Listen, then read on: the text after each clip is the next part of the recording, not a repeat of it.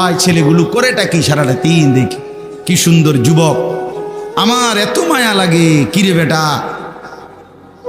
এমন শক্ত সামর্থ্য শরীর, মাথার চুল থেকে পায়ের নখ পর্যন্ত কোথাও কোনো রোগ নাই, ব্যাধি নাই।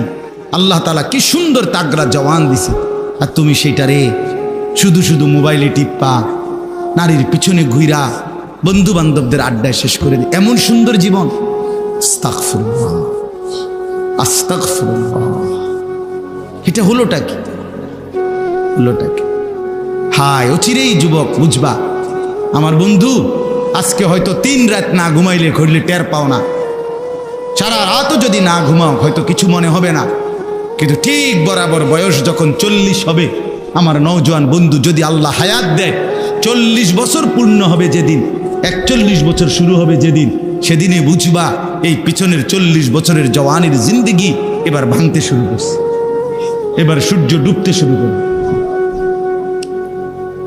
হ্যাঁ হ্যাঁ, সকালবেলা তো মনে করেন 5:45 বাজে, কথার কথায় সূর্য উঠতে শুরু করছে, 12টা পর্যন্ত সূর্য কেবল তেজে দিছে।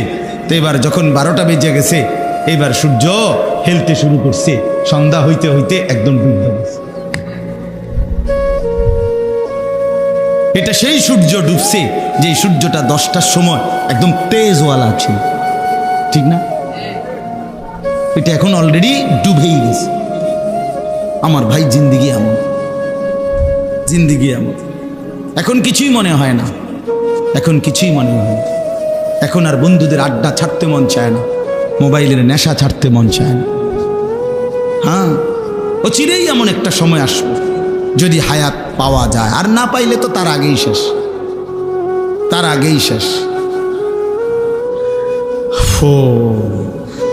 তো আল্লাহ তাআলা বলেন, আমি আল্লাহকে বাদ দিয়ে যারা দুনিয়ার যেই কোনো জিনিসকে বন্ধু বানালো, কামাসালিল আনকাবুত, ওই লোকটা যেন মাকড়সার মতো। প্রথমত লোকটা কি? মাকড়সা।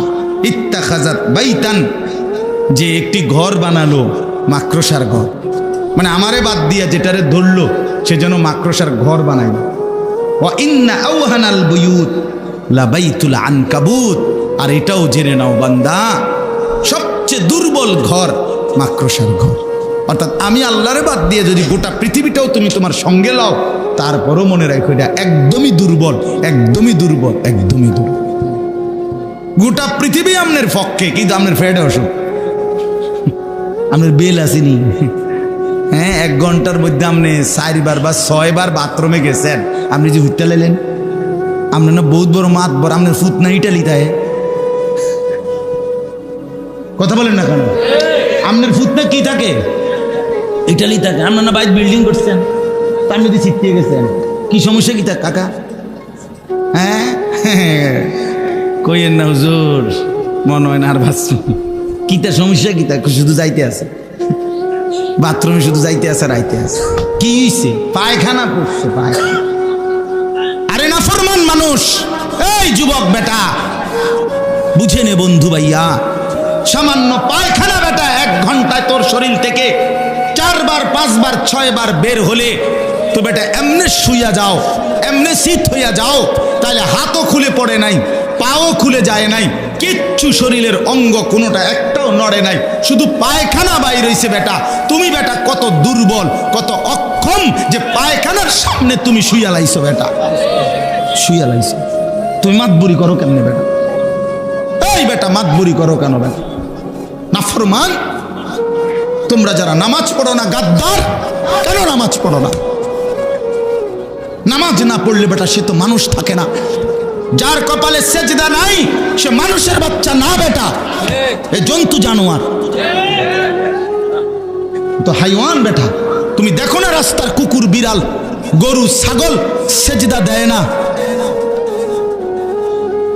ইনসান কিভাবে সেজদা দেয়? মানুষের বাচ্চা কেন সেজদা দিবে না? মুসলমানের বাচ্চা কেমনে আল্লাহরে ভুলে যায়? কি রে বেটা, জিন্দিগি মানে শুধু আল্লাহ আমাকে বানাইছে মানুষের বেডি চাইতে বললা, এটা কোনো কথা হইল মিয়া? জীবন মানে বেডি সাউন্ড, এটা কি? আল্লাহ আমাদেরকে মাফ করে দেন।